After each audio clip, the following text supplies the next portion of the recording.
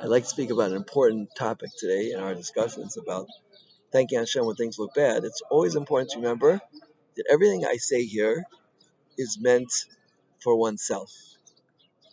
All of the ashkafa, all of the halacha, all of the philosophical and um, other ideas that I share with you are all meant to internalize in yourself so that when bad things happen to us, we can have the proper reaction, which is to say, Kol man David Rahman Latavav, sweeten the judgment by saying that phrase. When it comes to someone else, it's 180 degrees different. When it comes to someone else, the right response is to be empathetic and caring and warm as possible, to the point where I didn't see this written inside, but I heard in the name of Rabbi Yisrael Salanter, that a person is almost meant to be an apikoros. We're not supposed to mention the name of God, as it were, when it comes to somebody else, right? Of course, if they ask us how to deal with it, we're allowed to discuss these ideas with them. But the first response when someone tells you their problems is to say, "I'm so sorry. I really feel bad that you're going through such difficulties." I myself last week was guilty of this transgression, and it is a transgression of being achzari, of being cruel. When someone shared with me their problems, I said, we have to learn how to deal with difficulties in our life. And after the phone call, I realized, wow, I can't believe I made such a stupid error. And I called back immediately and was overflowing with empathy. And what a difference it made.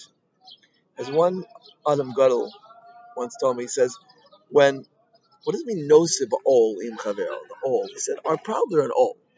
Our difficulties are an ol. They're a burden for us. When you help somebody carry them, you are nosib ol. You're carrying their burden with them. And this is one of the greatest chasadim that we could do. It's one of the greatest acts of kindness that a Jew can do for another Jew and for a non-Jew as well.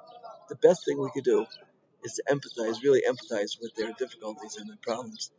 And the more we could do this, the more we are emulating God's ways, who also is a master at this um, at this skill. And um, the truth is that once a person empathizes with someone else, then they have the peace of mind and the headspace to then realize, well, maybe it's not as bad as I thought, and reanalyze it and look at it again, and see that things are not as bad as they thought. But as long as a person is trapped in their own difficulties, then it's very difficult. And this is really what we say in Hallel, Min ha-meitzer karasi ka. Ka is the incomplete recognition of Hashem's presence in this world. Ka, Yud K only half the Shem Hashem, just Chochmah and Bina without Vav K, which is the Zayin Milk, which is the actual manifestation in this world. Mina meitzu krasiko. When we have narrow vision because we're trapped in our difficulties, then we can only see Ka. We can't see the whole name of Hashem. Right? Anani b'merechav Ka. But when we're able to transcend Ka and get to the full Shem Hashem Havaya, then we can see things very differently. And the only way we could do this really is to get out of the trap of our difficulties. And this is what David HaMelech says. I was removed, or I asked to be removed from the masker nafshi, from the confines of myself. As long as a person is suffering in his difficulties, he's locked within the confines of himself. The moment that we can help someone come out of this confinement, then they can have the clarity of mind and thought and joy and peace of mind to deal with all of their situations in life. So the next time someone comes up to you and asks you about their problems, what you should do is just say, I'm so sorry. I really feel bad for you. It pains me to hear these things about you. And that will give them a sense of relief and make them feel good. Make them feel like somebody else cares.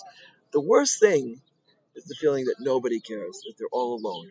And the best thing is to feel that someone is sharing in my pain. And this I learned from my Rabbi, Shlomo Auerbach.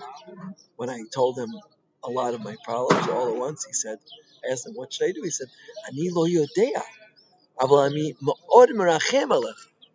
I don't know, but I have tremendous mercy on you. And this taught me for life, and he started crying, in fact. And this taught me for life how critical it is that we should follow in the ways of this great sage, Shlomo Zalman Auerbach, and other great sages before him, and also to empathize with the difficulties of others. Hashem should give us the, the, uh, the common sense to do this, and not be thrown by our religious convictions, which might push us to say, get a hold of yourself. Rabbi Travis has 1,400 shirim on this topic. Why don't you watch one of them, etc.? That's a big mistake. These shirim are for you and for your own growth, but they're not for to tell other people. When someone else tells their problems, listen with a listening ear and empathize with them. And this is one of the greatest things that a Jew could do. Amen. Came to your son. We should all follow in these elevated ways.